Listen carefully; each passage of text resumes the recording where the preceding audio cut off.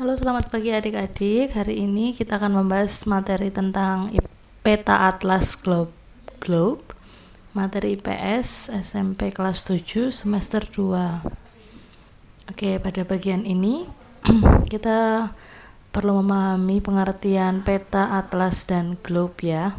Yang pertama, peta adalah gambaran konvensional permukaan bumi yang diperkecil seperti kenampakan yang terlihat dari atas bumi. Lalu yang kedua, atlas adalah kumpulan dari peta-peta yang mempunyai tema sama. Sedangkan globe adalah tiruan bola bumi dalam bentuk kecil. Nah, ini ya peta. Contohnya peta Pulau Bali. Komponen peta itu pasti ada judul peta, skala peta atau perbandingan, misal jarak antar kota. Sebenarnya misalnya 300 km misalnya, nanti perbandingannya itu berapa senti di peta gitu. Lalu ada legenda, ada tanda arah orientasi, garis tepi dan garis astronomis, insert, dan lembaga tahun pembuatan peta. Nah, ini jenis peta. Yang pertama ada peta umum, yang kedua ada peta khusus. Peta umum disebut juga peta topografi. Fungsinya memberikan gambaran keadaan muka bumi yang sesungguhnya. Contoh peta umum antara lain peta dunia, peta Republik Indonesia, dan peta Jawa Tengah. Lalu yang kedua ada peta khusus, peta tematik, menggambarkan objek tertentu yang dibuat sesuai kebutuhan. Yang kedua, contoh peta tematik antara lain peta kepadatan penduduk, peta pariwisata, dan peta curah hujan. Fungsi dan manfaat peta. Fungsi peta menunjukkan posisi, menentukan jarak dua tempat, memperlihatkan bentuk muka bumi, dan media informasi geografis. Manfaat peta, sumber data untuk perencanaan dan pelaksanaan pembangunan. Ini ya, judul peta adalah nama peta yang ingin digambarkan. Tanda arah orientasi merupakan tanda yang berfungsi untuk menunjukkan arah mata angin peta yang bersangkutan. Legenda merupakan bagian peta yang memuat keterangan simbol-simbol yang digunakan di dalam peta. Garis astronomis adalah garis khayal yang mengelilingi bumi, terdiri atas garis lintang, paralel, dan garis bujur, meridian.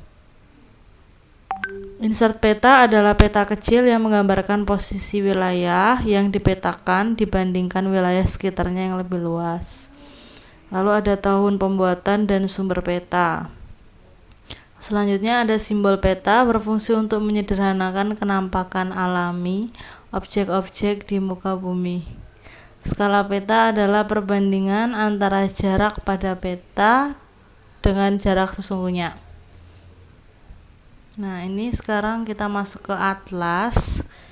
Atlas itu dibagi menjadi 3, yaitu ada atlas umum, atlas khusus, dan atlas semesta. Yang pertama, atlas umum, yaitu atlas yang menggambarkan kenampakan umum yang ada di permukaan bumi. Contoh atlas dunia, atlas nasional.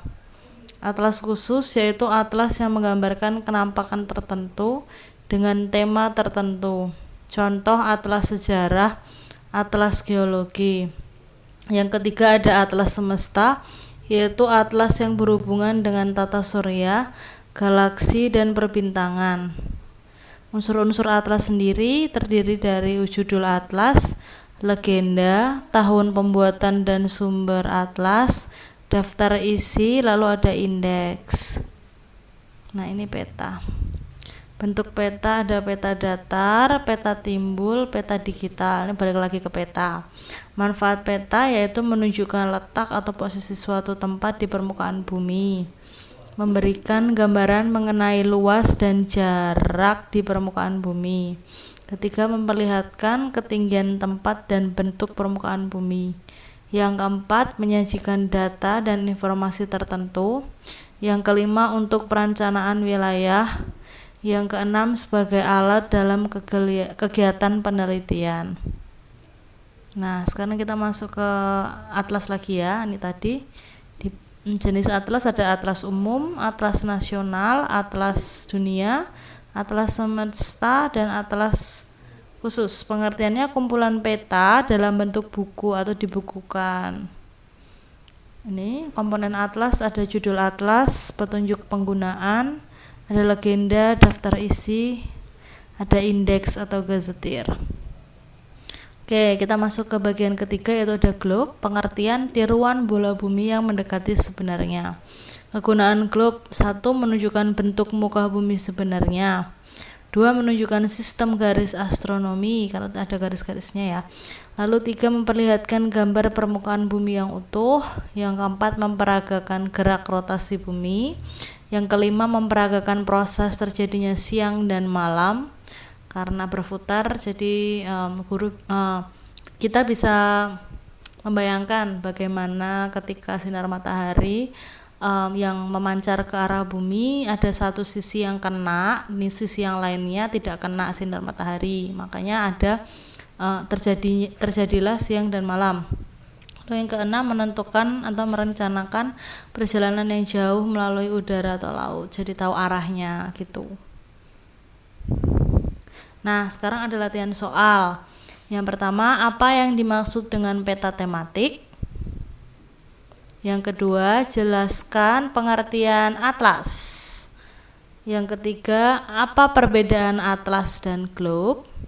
Oke. Saya tunggu jawaban adik-adik sekalian. Gitu saja materi kali ini, kita lanjut lagi di next meeting. Thank you.